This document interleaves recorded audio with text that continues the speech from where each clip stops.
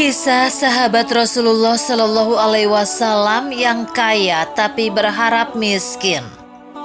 Abdurrahman bin Auf menjadi salah satu dari 10 sahabat Rasulullah Shallallahu Alaihi Wasallam yang dijamin masuk surga.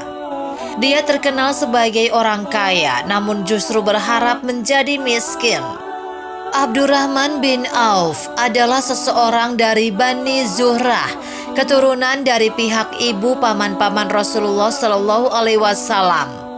Dia lahir pada tahun ke-10 dari tahun gajah atau tepatnya pada 581 Masehi. Abdurrahman bin Auf lahir dari ibu bernama Syafiah, sedangkan ayahnya bernama Auf bin Abdul Haris bin Zahra. Sahabat Rasulullah Shallallahu Alaihi Wasallam ini dikenal sebagai pedagang yang cerdas. Dia juga memiliki kekayaan yang berlimpah.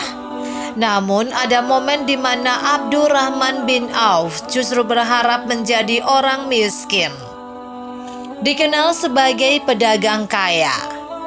Dikutip dari buku Kisah 10 Pahlawan Surga oleh Abu Zain, Abdurrahman bin Auf menjadi orang ke-8 yang memeluk Islam. Dia diislamkan oleh Abu Bakar Asy-Syiddiq 2 hari setelah Abu Bakar masuk Islam. Sebelum masuk Islam, dia dikenal dengan nama Abdul Amir. Kemudian oleh Rasulullah Shallallahu Alaihi Wasallam namanya diganti menjadi Abdurrahman bin Auf. Semasa hidupnya, Abdurrahman bin Auf dikenal sebagai orang yang cerdas. Dalam kesehariannya, dia beraktivitas sebagai pedagang sukses. Dari hasil berdagang inilah Abdurrahman bin Auf dapat mengumpulkan pundi-pundi harta. Namun dengan kekayaannya yang dimiliki, dia justru menangis karena khawatir akan masuk surga paling terakhir. Suatu ketika Rasulullah Shallallahu Alaihi Wasallam berkata, Abdurrahman bin Auf akan masuk surga terakhir karena terlalu kaya, sehingga dihisapnya paling lama. Mendengar hal tersebut, Abdurrahman bin Auf pun berpikir keras. Bagaimana caranya agar dia kembali menjadi miskin supaya dapat memasuki surga lebih awal, tuturnya. Agar jatuh miskin, Abdurrahman bin Auf pernah menyedekahkan separuh hartanya pada zaman Nabi. Setelah itu dia bersedekah lagi sebanyak 40.000 dinar, yang kebanyakan harta bendanya diperoleh dari hasil perdagangan. Sosok yang dermawan. Suatu hari ada salah satu kaum Ansor bernama Sa'ad yang terkenal dengan kekayaannya di Madinah, menawarkan harta pada Abdurrahman bin Auf. Akan tetapi saat itu penawaran ditolak dan dia malah bertanya lokasi pasar yang ada di Madinah saat itu. Setelah dicari tahu, ternyata harga sewa pasar di Madinah sangat mahal. Banyak orang-orang yang ingin berdagang namun tidak ada modal besar untuk menyewa tempat. Dengan peluang dan inisiatifnya, Abdurrahman bin Auf membeli tanah itu dan menjadikannya sebagai kafling pasar. Sesaat tanah tersebut dibeli, dia pun segera membagi tanah menjadi beberapa bagian dengan ukuran yang sama besarnya. Abdurrahman kemudian mempersilahkan siapapun untuk berdagang di atas tanah tersebut tanpa dikenakan biaya sewa.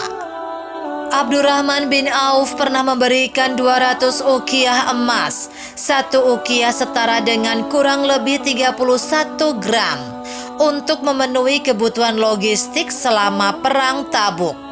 Saat ada seruan untuk berinfak dari Rasulullah Shallallahu Alaihi Wasallam, dia tak pernah berpikir panjang dan ragu-ragu. Begitupun saat perang Badar yang jumlahnya mencapai 100 orang, dia memberikan santunan 400 dinar kepada masing-masing veteran. Abdurrahman bin Auf juga menyumbangkan 40.000 dinar, 500 ekor kuda, dan 1.500 unta untuk para pejuang. Tidak hanya itu, dia juga pernah bersedekah dengan membeli kurma yang hampir busuk dari para sahabat di Madinah. Semua pedagang pun sontak gembira karena kurma mereka bisa dijual.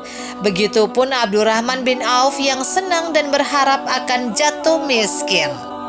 Namun, tiba-tiba ada seseorang yang datang dan mengaku berasal dari utusan Yaman. Dia memberitakan bahwa di negerinya sedang terkena wabah penyakit menular, sehingga rajanya mengutus dirinya untuk mencari kurma busuk. Menurutnya, kurma busuk adalah salah satu obat yang bisa menyembuhkan dari penyakit menular itu. Akhirnya utusan Raja Yaman tersebut memborong semua kurma milik Abdurrahman bin Auf dengan harga 10 kali lipat dari harga kurma biasa. Mendapat julukan tangan emas. Selalu bersedekah dan memberikan hartanya, Abdurrahman bin Auf tidak juga jatuh miskin. Justru kehidupannya terus meningkat. Keberhasilannya dalam bisnis membuatnya dijuluki sebagai tangan emas. Karena apapun yang dikerjakan selalu sukses dan membuahkan hasil yang besar.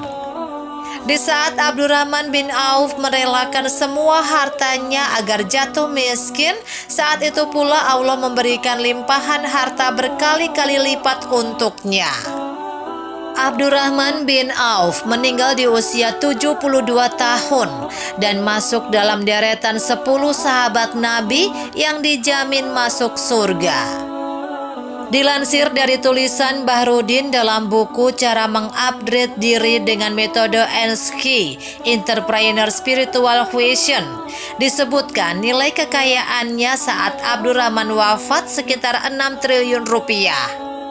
Baginya, warisan terbaik yang ditinggalkan pada keluarganya saat meninggal bukanlah harta atau kekayaan, melainkan ajaran Islam dan teladan dari Rasulullah SAW.